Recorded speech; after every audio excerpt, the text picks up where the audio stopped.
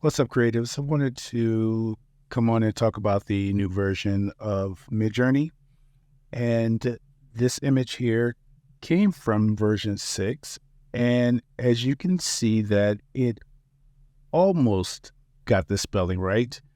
It did get the 6.0 right, but it's a big jump from version 5 where it would have been complete gibberish. But in this video, I wanted to focus mostly on prompt adherence.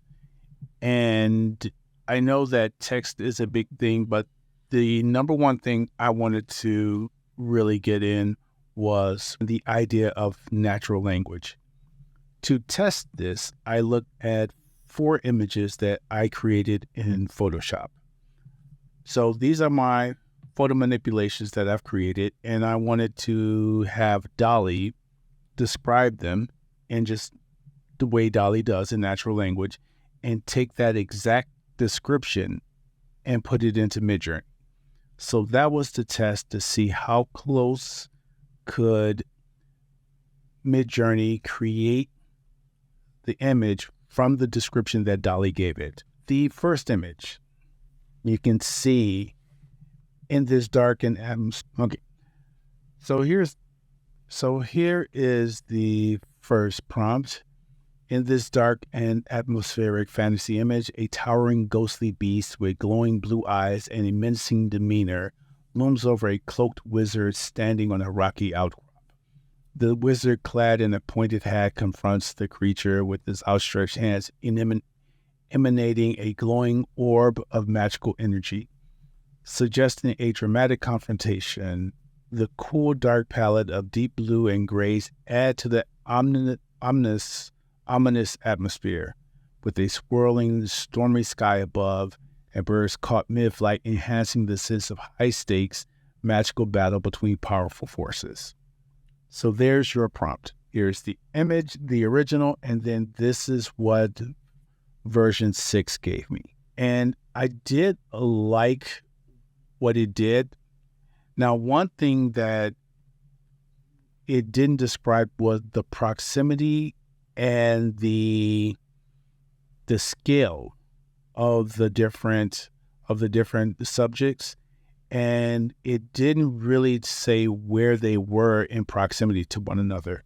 So that was one of the more interesting things that occurred here. But based on that description, you can see that it's close to what the original is. This is the one I chose to be the winner of the 4. But you can see that everything about that prompt was correct and that we got that. The only thing is that the wizard has the orbit, not the beast, but we do have the glowing blue eyes and we have the birds. The next prompt, 2D vector flat art style of a moment of solitude as a woman in a breezy dress and wide-brimmed hat stands by the sea, her hair and vivid splash of color against a soothing backdrop of a pastel sunset. The calm sea, distant mountains, and a few seagulls contribute to the serene and contemplative atmosphere of this peaceful seaside tableau. Okay, and there's our image. And one thing I have to look at with version 6 is the 2D flat art, because you can see that it's mostly painted. It feels like a painting more than a 2D vector art. So I'm going to have to experiment on that. But this is what we got from that specific prompt. This was the winner. Although, again, and I'm going to showcase this in a little bit here, that the emphasis here, Midjourney 6 made the woman the emphasis, whereas in the original, she's kind of scaled down. So the overall image is almost like a more balanced look versus here in version 6 where she's absolutely the subject in this image. Digitally painted surreal scene where a rustic shed and weeping willows sit atop a floating rock isle, with majestic wells below evoking a sense of isolation and wonder. The art style combines realistic textures with a dreamy composition, using a muted palette to create tranquil and otherworldly atmosphere. Okay. All right. And so this is what we get. Digitally painted obviously gave us a certain look. So that was obvious in the output that Midjourney created. Okay. Although that this one here is probably closest to something that looks real. So this is the one I chose to highlight here. Photograph portrays a moment of quiet reflection with a woman seated inside a modern apartment gazing out at a vibrant cityscape under a starry night sky, encapsulating the juxtaposition of personal solitude and the collective energy of the urban life. The scene's tranquility is enhanced by a soft interior light and natural luminance from the moon, contrasting with the city's vivid light. One thing I can say is that DALL-E is really good at its descriptions. I'm not sure if I could describe, these images in the way that DALL-E does it, but this is what we got. And although these four, I did like all four, I specifically liked number one the most. The difference is that, again, just like with the vector art, where the emphasis was on the subject, in this case, it looked like the emphasis moved towards the city and the moon. And so I did a adjustment of the prompt where I went back in and said emphasis on the woman sitting in the chair. That's the only thing I changed. And this time you can see that the camera kind of moved into the room to kind of like highlight the woman in the chair. And the one I chose was the first one. It got closest to the colors. The one thing that Midjourney didn't do was talk about colors. So, the one thing DALL-E didn't do was talk about colors. And so Midjourney was creative with its colors. So that's why we got this. But I did like this image, especially the lights on the floor and the plants. I did like that. The moon is a little quirky, so it doesn't feel like an image or photograph. It feels like a painting more so. But that's one of those things. But what we're talking about here is adherence to the prompt, to the description. So everything that I gave it was just simply how would DALL-E in its natural language describe an image? And then I put that into Midjourney. And these are the images that are coming out of it. So the test that we're really looking at is saying, can Midjourney write the prompts? It looks like Midjourney is going to be pretty good with the prompts. Let's take one other look here at style raw, because all of these images were generated with the default style. So when I went to style raw, I used the same thing with our beast. Everything is the same. The only thing I added was the style raw parameter. And this time we get this. And it's pretty much the same look and feel. Midjourney was pretty consistent with the look and feel of this image with this prompt. But as you can see, though, that the composition is pretty good. The proximity is good. The scaling is good. And if we go to the original, it really is the horns, I think, that may have stood out between these two. Because we have the blue eyes, we got everything right. It really is that the beast has horns with style raw, whereas with the default style, it didn't. But just to test it out, I went to version 5.2 to see what that would give me. So it's the exact same prompt, but this time we went with 5.2. And you can see that 5.2 had a real issue with one, scaling. The wizard is much bigger.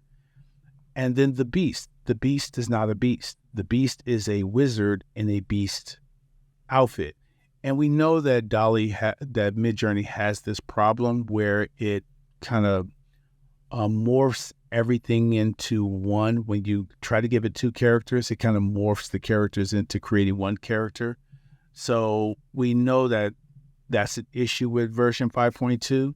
It's been an issue with Midjourney from the beginning, so which is why we have all of these prompt engineering techniques to ensure that we get different characters.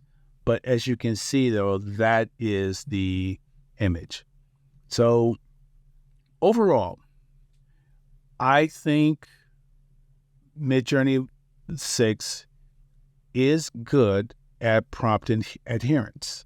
So I thought it did well with the 4 images I gave it. And it was just a quick test. I know I'm seeing a lot of images out there, really great images that Midjourney can do, but I'm really testing it against the prompt adherence coming from DALL-E because of the type of work that I do.